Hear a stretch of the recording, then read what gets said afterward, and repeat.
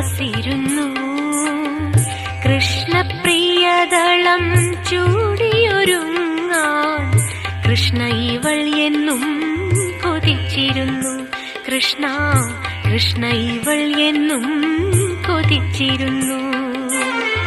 കൃഷ്ണനാട്ടം കാണാൻ മനസ്സിൻ കൃഷ്ണമണിപ്പൂക്കൾ തപസ്സിരുന്നു.